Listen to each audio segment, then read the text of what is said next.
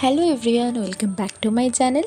দিনটা ছিল সোমবার 27শে অক্টোবর। একদম সকালবেলা উঠে আমরা রেডি হয়ে বেরিয়ে গিয়েছিলাম 3 বন্ধু মিলে নৈহাটি যাওয়ার উদ্দেশ্যে। প্রথমেই আমরা জনাই রোড স্টেশন থেকে ট্রেনে করে চলে গিয়েছিলাম বেলুড় স্টেশনে। তারপর বেলুড় স্টেশন থেকে ব্যান্ডেল লোকাল ধরে পৌঁছে গিয়েছিলাম চুঁচুড়া স্টেশন। চুঁচুড়া স্টেশনের ঠিক একদম পাশেই একটা জগদ্ধাত্রী পুজো হচ্ছিল, তো আমরা প্রথমে মাকে দর্শন করে চলে গিয়েছিলাম অটোয় করে চুঁচুড়ার ফেরিঘাটে। সকাল 8:30টার সময় ফেরিঘাটের ভিড় দেখেই আমরা আন্দাজ করতে পেরেছিলাম যে আমরা যেখানে যাচ্ছি সেখানে ঠিক কতটা ভিড় হতে চলেছে।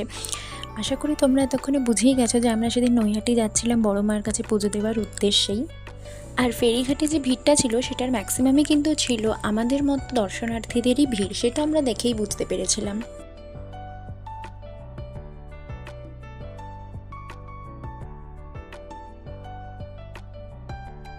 ঠিক কীরকম ভিড় হয়েছে সেটা তোমরা নিজেরাই দেখো। আমরা তো অনেকেই বসার জায়গা পাইনি, বেশিরভাগ মানুষই দাঁড়িয়েছিল। তো তারপরে আমরা 3 জনে মিলে দাঁড়িয়েই গল্প করতে করতে আর এরকম সুন্দর সুন্দর ভিউ এনজয় করতে করতে যাচ্ছি। এই যে দূরে ব্রিজটা দেখা যাচ্ছে, এটা যদি তোমাদের মধ্যে কেউ জেনে থাকো কোন ব্রিজ, তাহলে কিন্তু নামটা অবশ্যই কমেন্ট করে জানিও। তো এই যে আমরা ফেরি পার করে চলে এসেছি নৈহাটি, আর এসেই আমরা প্রথমে 3 জনে পুজোর ডালা কিনে লম্বা একটা লাইনে দাঁড়িয়ে পড়েছিলাম। লাইনটা দূর থেকে অনেক লম্বা মনে হলেও লাইনে দাঁড়াতে গিয়ে বুঝেছিলাম যে লাইনটা আসলেই তার থেকে অনেক বেশি লম্বা ছিল। সকাল 9:30টার সময় প্রায় 1-1.5 কিলোমিটার দূরে আমরা পুজোর লাইনে দাঁড়িয়েছিলাম, আর তার প্রায় 2 ঘন্টা পর মানে ওই 11:30টা পৌনে 12টার দিকে আমরা মন্দিরে প্রবেশ করতে পেরেছিলাম।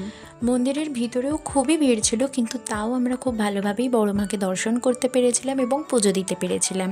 পাশের ওই রাধাকৃষ্ণের মন্দিরেও আমরা দর্শন করে পুজো দিয়ে মন্দির থেকে বেরিয়েছিলাম।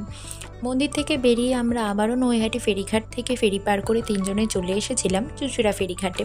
তারপর ফেরিঘাটের পাশেরই একটা চায়ের দোকানে ঢুকেছিলাম আমরা চা খেতে ঢুকে আমরা অনেকক্ষণ বসে আড্ডা মেরেছি, কারণ সেদিন আমাদের সেরকম আর কোনো কাজ ছিল না, তাই মেনলি আমরা ওখানে বসে টাইম পাস করছিলাম আর প্রচণ্ড হাসাহাসি করছিলাম। এখন ভয়েস দিতে গিয়ে আমার কারণগুলোও মনে পড়ছে, কিন্তু সেই কারণগুলো তোমাদের সাথে শেয়ার করতে পারবো না, তাই জন্য আমি ভয়েস ওভার দিচ্ছি। তারপরে চা খাওয়া শেষ করে আমরা ওখান থেকে চলে এসেছিলাম একেবারে চন্দননগর স্ট্যান্ডে। চন্দননগরের জগদ্ধাত্রী পুজো তো কতটা ফেমাস সেটা আশা করি তোমরা সকলেই জানো। এর আগে চন্দননগরে এলেও আমরা জগদ্ধাত্রী পুজোতে 3 জনের কেউই কোনোদিন চন্দননগর আসেনি, তাই ভাবলাম এবারে যখন চন্দননগরের ওপর দিয়েই বাড়ি ফিরতে হবে তাহলে কয়েকটা ঠাকুর দেখে যাওয়া যেতেই পারে।